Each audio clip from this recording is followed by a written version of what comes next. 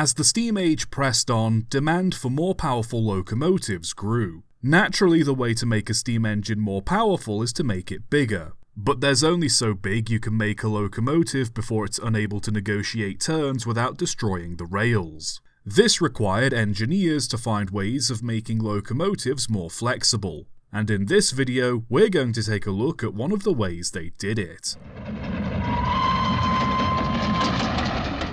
Today, we're looking at Meyer engines. The general design of the Meyers is pretty straightforward. Where on a traditional steam locomotive, the driving wheels are rigidly connected to the frames carrying the boiler, on a Meyer, the driving wheels are part of a separate bogie which is connected to the frame carrying the boiler by a rotating joint. These bogies contain the driving wheels as well as the cylinders and valve gear needed to drive them, with steam being transferred from the boiler to the cylinders via a flexible pipe. Each Meyer has two of these bogies, one mounted towards the front of the engine and one towards the rear. Typically, the cylinders would be set inwards closer to each other near the centre of the locomotive, but their positioning often varied between designs, some facing forwards, some backwards, some inwards and some outwards.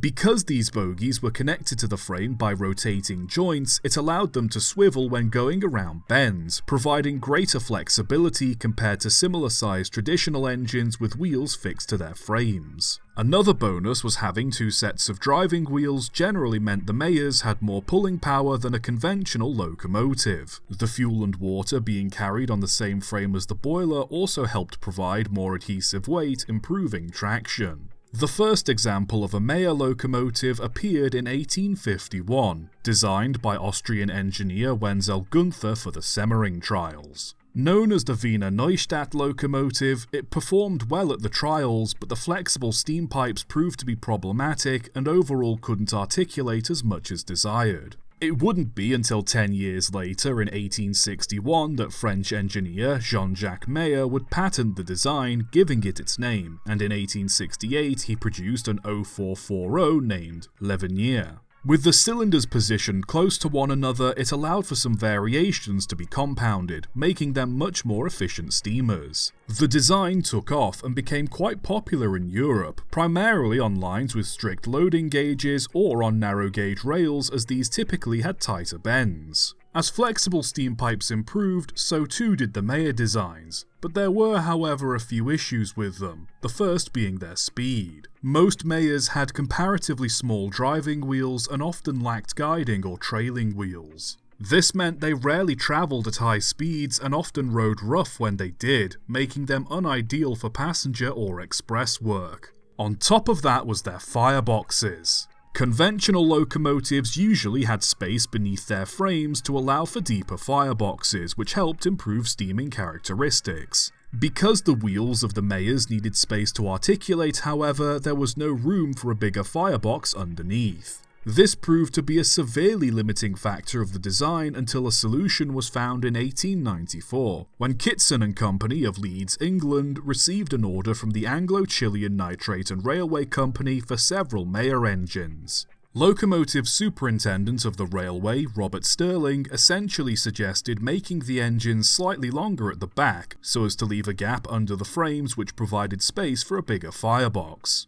This resulted in a Meyer engine with a much better firebox, with the added bonus of having a bigger cab as well as more space for coal and water storage. Though bigger, the engines remained quite flexible, and their improved fireboxes managed to put them on par with the Garretts in terms of power. This made them a good alternative to Garretts on railways in Africa and South America, where the loading gauge couldn't support them, some even working on rack railways in Chile and Argentina.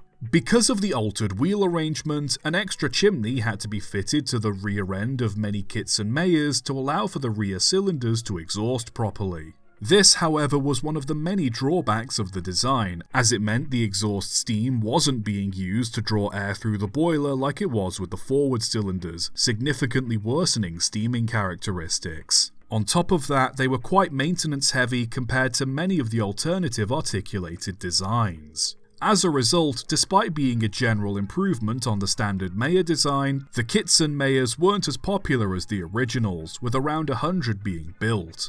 One last evolution of the Meyer design came about in 1936, built by W.G. Bagnall of Stafford. This was more in line with the standard Meyer design, but with a few alterations, including a bullhead boiler with a round firebox.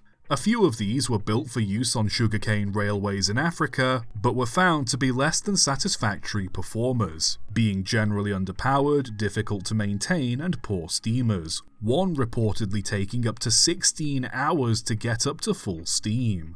The only Bagnall engine to receive any praise was used domestically, and even then it often suffered from its steam and exhaust pipes cracking. Despite its drawbacks, the standard Meyer design seemed to be the most popular and reliable of the three variations, with hundreds of engines being built for use in Central Europe. Some of the most well-known examples are the Dubusquet locomotives and the Saxon 4Ks, the latter still working as late as 1994. Their power, flexibility, and compact size made them ideal machines for many steep, winding, narrow-gauge railways.